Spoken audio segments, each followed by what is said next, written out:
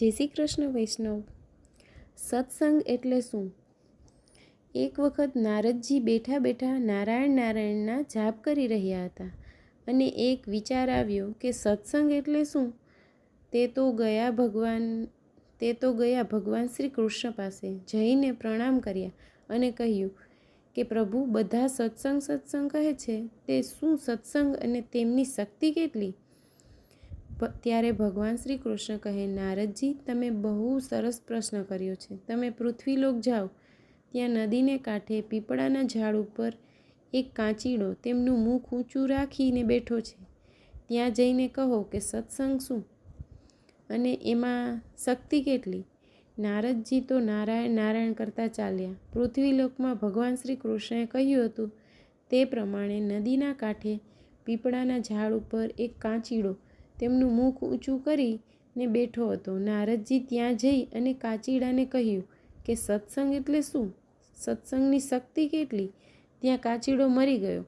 નારદજી તો પાછા આવ્યા, ભગવાન શ્રી કૃષ્ણ પાસે કહ્યું કે કાંચીડાને પૂછ્યું કે સત્સંગ એટલે શું? ત્યાં કાંચીડો મરી ગયો। ભગવાન શ્રી કૃષ્ણ કહે, નારદજી, તમે પાછા પૃથ્વીલોક ઉપર જાઓ, ત્યાં આંબાનો બગીચો છે, તે બગીચામાં પોપટનું બચ્ચું છે, તેને પૂછો કે સત્સંગ એટલે શું અને એની શક્તિ કેટલી? નારદજી તો ચાલ્યા પૃથ્વીલોક, આંબાના બગીચામાં આવ્યા, ત્યાં એક આંબાની ડાળ ઉપર પોપટનું બચ્ચું બેઠું હતું અને નારદજી ત્યાં આવી અને પોપટના બચ્ચાને કહે, સત્સંગ એટલે શું અને એની શક્તિ કેટલી? ત્યાં પોપટનું બચ્ચું પણ મરી ગયું અને નારદજી તો વિચાર કરે, આમ કેમ? કાંચીડાને પૂછ્યું તો કાંચીડો મરી ગયો, પોપટના બચ્ચાને પૂછ્યું તો એ પણ મરી ગયો। એ વિચાર કરતા ચાલ્યા શ્રી કૃષ્ણ ભગવાન પાસે। નારદજી ભગવાન શ્રી કૃષ્ણ પાસે આવીને કહે, આમ કેમ? કાંચીડો મરી ગયો, પોપટનું બચ્ચું પણ મરી ગયું। ત્યારે ભગવાન કહે, નારદજી, તમે હવે છેલ્લી વાર પૃથ્વીલોક ઉપર જાઓ, ત્યાં એક સુખ સમૃદ્ધિથી ભરપૂર નગરી છે, ત્યાંના રાજાને ત્યાં કુંવરનો જન્મ થયો છે, તે કુંવરને જઈને પૂછો કે સત્સંગ શું? નારદજી, બસ પ્રભુ, ત્યાં નહીં જાઓ, ત્યાં જઈને પૂછું અને તે મરી જાય તો રાજા મને પણ મારી નાખે।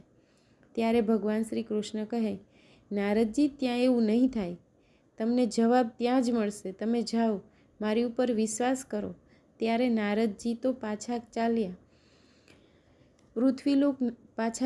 પૃથ્વીલોક, નારાયણ નારાયણના જાપ કરતા આવ્યા। શ્રી કૃષ્ણ ભગવાને કહ્યું તેમ સમૃદ્ધિ ભરી નગરી, ત્યાં ઉત્સવો ચાલે છે, ત્યાં રાજકુમારનો જન્મ થયો, રાજ દરબાર ભર્યો છે। નારદજી ત્યાં જાય છે, બધા દરબારી ઊભા થઈ નારદજીનું સ્વાગત કરે છે। રાજા રાજગાદી ઉપરથી ઊભા થઈ અને નારદજીને રાજગાદી ઉપર આસન આપે છે।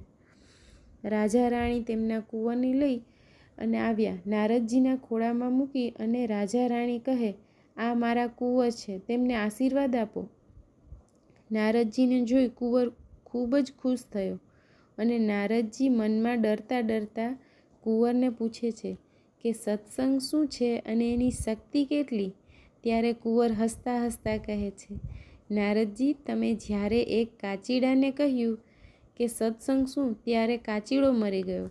તે કાંચીડો તેમના શરીરમાં થતી પીડા સહન કરી શકતો ન હતો, કર્મના પાપે કાંચીડો થયો હતો। તમે આવીને કહ્યું કે સત્સંગ શું, આ શબ્દ કાને પડ્યો અને કાંચીડો દુઃખમાંથી મુક્ત થઈ ગયો। પોપટના બચ્ચાનો અવતાર થયો, પોપટના બચ્ચાનો જન્મ લીધો, તે પોપટના બચ્ચાને આંખે દેખાતું નહોતું અને તમે આવીને કહ્યું સત્સંગની શક્તિ શું, ત્યાં પોપટના બચ્ચાને મુક્તિ મળી ગઈ અને તે પોપટના બચ્ચાનો આ રાજકુંવર તરીકે મારો જન્મ થયો છે। હું મારા કર્મના દુઃખ કાંચીડા અવતારમાં ભોગવી રહ્યો હતો, મારા કાને સત્સંગ શબ્દ પડ્યો, મને મુક્તિ મળી। બીજા અવતારમાં આંધળા પોપટનો અવતારમાં તમે કહ્યું કે સત્સંગ તો તેનાથી મુક્તિ મળી ગઈ। હવે સુખ સાહેબી અને દુઃખ વગરનો અવતાર મળ્યો, તો આ સત્સંગના શબ્દમાં આટલી શક્તિ છે। કર્મના દુઃખમાંથી મુક્તિ મળે, શાંતિ મળે, સત્સંગ કરવાથી કેટલું પુણ્ય મળે, મોક્ષની પ્રાપ્તિ થાય છે। નારદજી ખૂબ ખૂબ આશીર્વાદ આપ્યા. ભગવાન શ્રી કૃષ્ણની લીલાના આ દર્શન કર્યા. ભગવાનની લીલા અપાર છે. શ્રી વલ્લભાધીશ કી છે.